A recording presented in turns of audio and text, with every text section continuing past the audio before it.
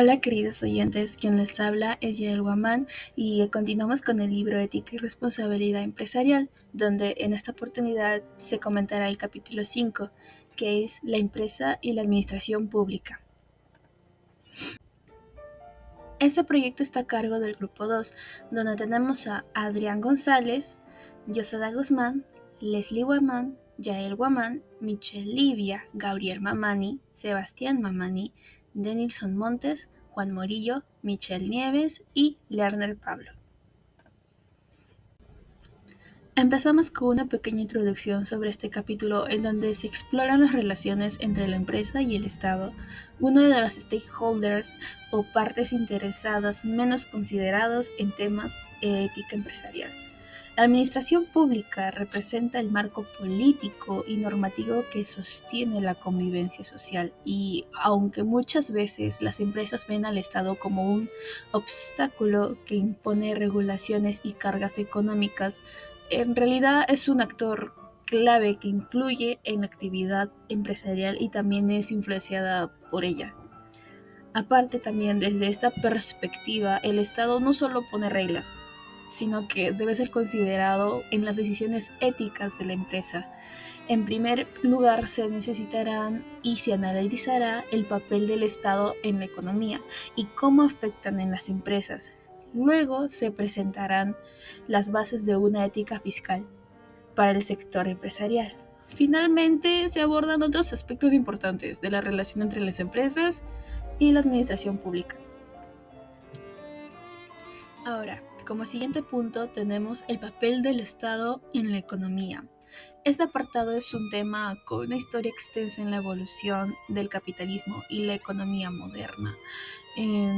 Durante los últimos 2 siglos este asunto ha sido el centro de debates ideológicos, aunque se ha avanzado en su comprensión y no existe una solución definitiva.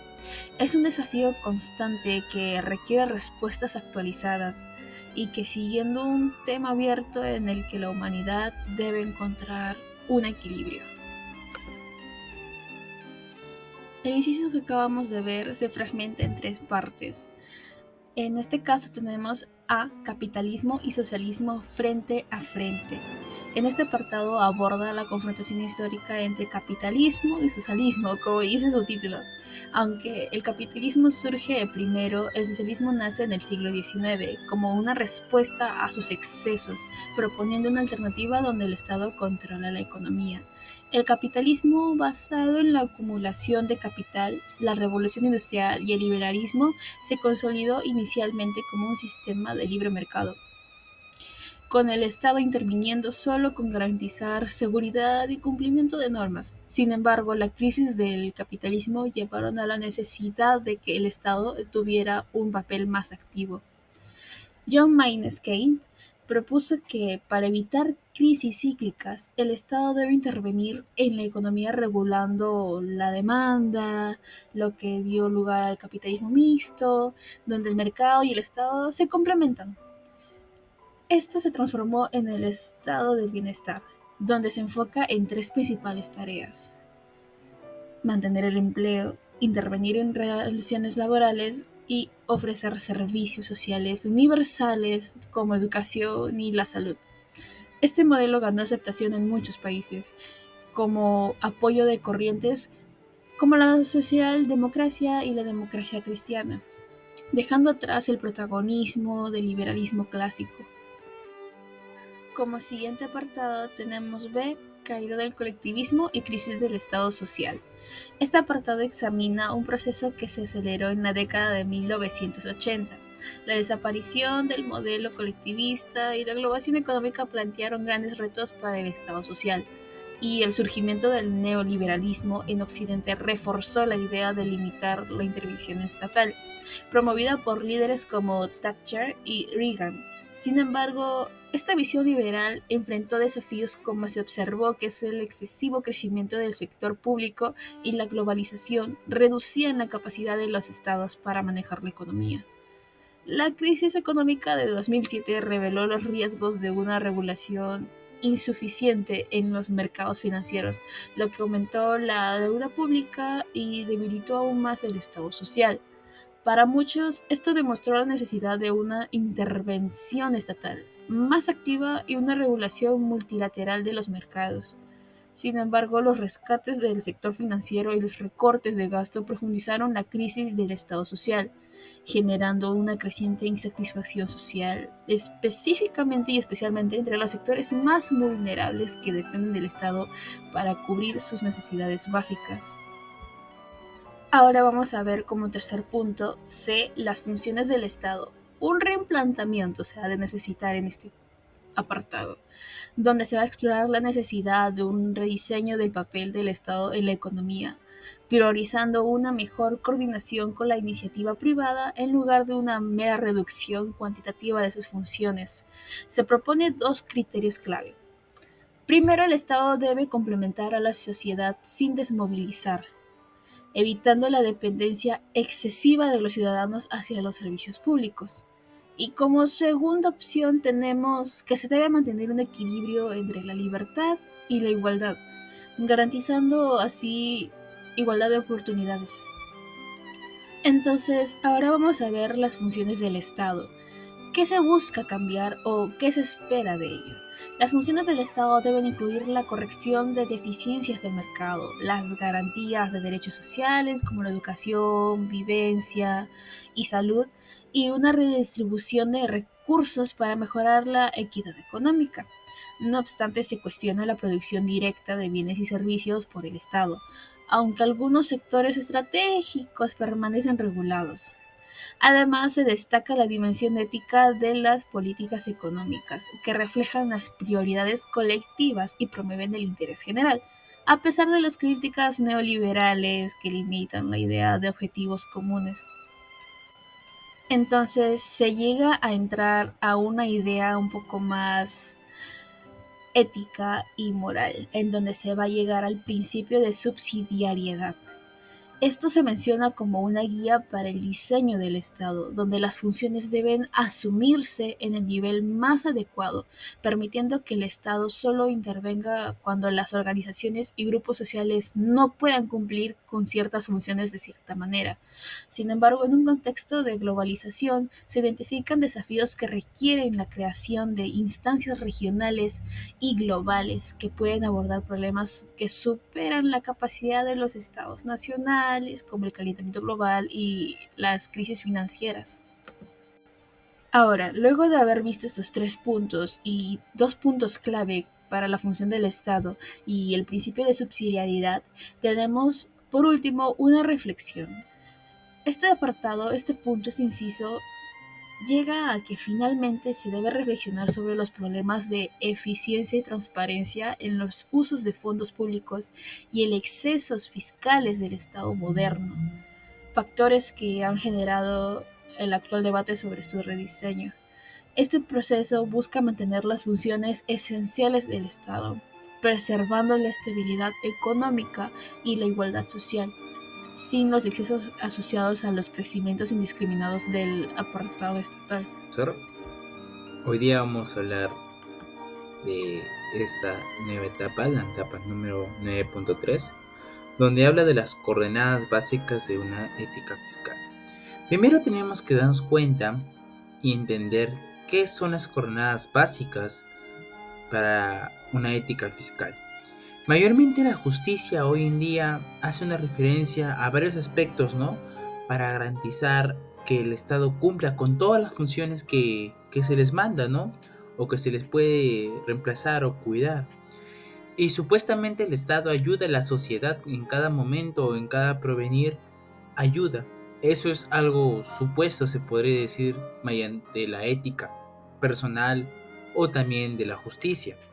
Mayormente viene por recurso de la misma sociedad, ya que el Estado no genera riqueza, como sabemos que el mismo Estado requiere de los ciudadanos para cobrar impuestos, ¿no? Y asimismo, pues, valerse a uno mismo, ¿no? Ya que ellos no generan nada de riqueza. Y ahora hablamos sobre el siguiente punto, los principios éticos para la distribución de la carga fiscal. Vamos a tener el primer inciso de la equivalencia entre lo que se da y lo que se recibe en cada ciudadano. Esto quiere darnos a entender que la ciudadanía nos puede dar varios impuestos hacia el Estado, ¿no? Pero el Estado debe tomarlo en forma ética y moral para que esos repuestos y esos dinero se vaya totalmente para el mismo pueblo, para mejorar las calles, para tener una ética mejor y mejorar para la justicia. Hoy en día, para el mercado es súper bajo tener la materia prima. Y pues de esta parte, la distribución fiscal nos va a ayudar mucho, mucho, mucho de acuerdo al mercado en el cual estamos basando. Y pues hay leyes en las cuales basan de esto. Y cada ley tiene que ser una ley moral, ya que nos debe ayudar en cada parte, ¿no? Y en cada momento la ley moral. Entonces, llegamos a entender que lo que se da también se debe recibir como el Estado nos manda. Así como cada uno pagamos nuestros impuestos, también el Estado nos puede dar a nosotros beneficios por pagar nuestros impuestos, por una coordenada fiscal. Ahora hablamos del punto 2 de la contribución en cada ciudadano. Cada uno de los ciudadanos tiene que pagar un impuesto total, se podría decir. Varias gente hoy en día no paga los impuestos totales, ¿no? Y al darnos a entender esos impuestos totales, pues no se garantiza totalmente que el Estado va a hacer grandes cosas. Por eso a veces la gente se pregunta, ¿por qué no hace eso? ¿Por qué no hace el otro? Por falta de dinero, por falta de impuestos. Como es un servicio global, y en este caso sí se va a considerar ese servicio para todos, no hay excepción. Y pues el ciudadano, pase lo que pase, debe aportar algo, ¿no? Al Estado como un gran contribuyente. En la inciso número 3 hablamos que hay dificultades, ¿no? En el equilibrio de la fiscalía que afecta a los trabajadores, ¿no? Y que eso afecta también al capital. Y cuando afecta al capital nos da a entender que podemos perder muchas cosas, pero hay momentos en los cuales se puede perder el capital cuando empiezan a robar, cuando empiezan a quitar, o cuando ya no tienen moral las mismas personas, se empieza a quitarle el dinero. Entonces debe haber una liberación de los mercados hoy en día. Hoy en día la gente puede poner su propio negocio, ¿no? Y al poner su propio negocio la gente debe darse cuenta que está corriendo mucho peligro, ya que hoy en día existen los cupos, ¿no? Que hemos escuchado bastante. Y nosotros tenemos que pagar esos cupos y además pagar los impuestos, ¿no? Que nos cobra el mismo Estado. Entonces a veces hay dificultades en las cuales uno no puede aportar al Estado y eso es lo que más complica a la persona, ¿no? Entonces debe darse que un gobierno tranquilo y un gobierno estable. ¿Para qué? ¿Para qué tener un gobierno tranquilo y estable? Para así financiarnos a uno mismo que somos nosotros y tener una coordenada básica para una ética fiscal. Y eso nos va a tomar en cuenta que la capital va a subir bastante y podemos migrar a varios lugares, ¿no? Teniendo una gran capital, ¿no? Pasamos a la otra parte. Hablamos mayormente del inciso punto B sobre las tendencias impositivas. Mayormente este es un debate, ¿no? Que se podría decir de los impuestos directos o también los indirectos y su impacto en la progresividad fiscal, ¿no? Los impuestos directos son rentas que pagamos, ¿no? Pero progresivamente. Y esto puede variar, claro, puede variar, pero puede variar en forma buena como también en forma mala, porque al tener más ingresos, más nos cobran. Al tener menos ingreso, también puede ser que menos nos cobran, o también puede ser que más nos cobran, porque en realidad siempre tiene que ganar el Estado, pues no, porque esa es una ética que supuestamente tiene el Estado, pero hoy en día tiene que saber la ética personal que cada uno tiene de nosotros.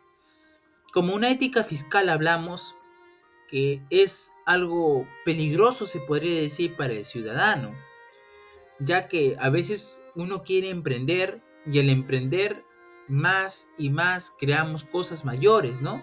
Y al crear cosas mayores, ¿qué sucede en esta parte? Lo que sucede es que al ganar más, nos cobran más. Y pues eso a veces a la gente lo decepciona, ¿no? Y nos da puntos al no obedecer eso, ¿no? Entonces tenemos que tomar en cuenta y saber cuándo expandir y cuándo no expandir un lugar. Y dependiendo de las posibilidades de cada uno, cómo se va a poder lograr esto. Pasamos al punto C y vamos a ver el monto total de la recaudación tributaria y su gestión pública. A veces hoy en día el sistema fiscal está destacando mayormente por funciones del Estado que ha incrementado en la presión fiscal. Y tenemos aquí un ejemplo en la crisis del año 2008 sobre deben financiarse más al pueblo o poco al pueblo. Es lo que se planteó en el año 2008. Y este es un punto en el cual la sociedad se da cuenta que si el Estado está con ellos. Porque gracias a ellos nosotros podemos tener una consistencia más clara, ¿no? Porque al tener una moneda más estable, podemos crear, podemos seguir innovando, ¿no? Y podemos vender, podemos seguir haciendo nuestras cosas tranquilamente. Pero mayormente esto pasa porque a veces tenemos una ética personal de cada uno de nosotros. Y al tener la ética personal de cada uno de nosotros, vamos a entender y vamos a comprender que no todo va a ser impuestos, ¿no? Que siempre la mayoría va a tratar de una superación de uno mismo que tiene. Y no todo siempre vamos a entregar a la fiscalía, ¿no?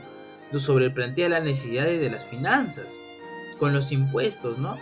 Entonces lo que tenemos que entender es mucho, donde que tenemos mucha burocracia.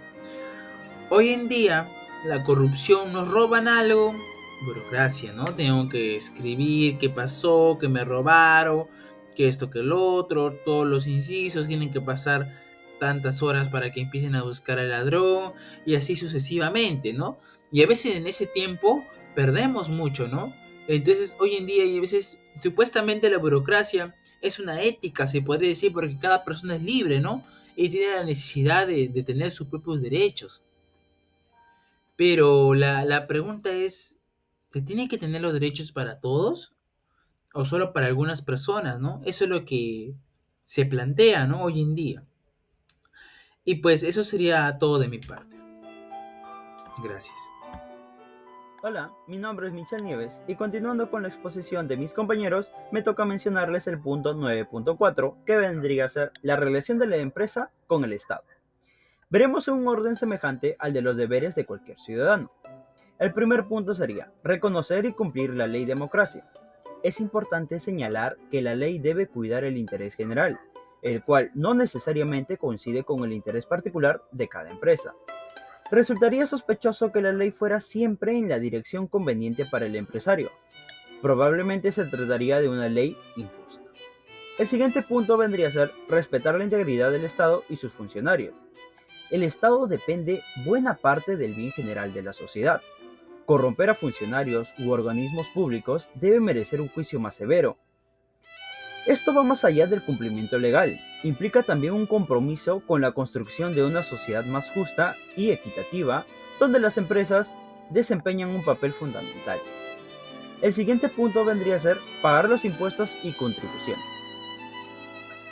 Como buen ciudadano, la empresa debe pagar los impuestos que le corresponden según la ley. Evidentemente, tantos impuestos como contribuciones pesan sobre los cortes de la empresa. Exprimir a las empresas en nombre del bien social hasta debilitarlas acabaría privando a la sociedad de su principal instrumento productivo.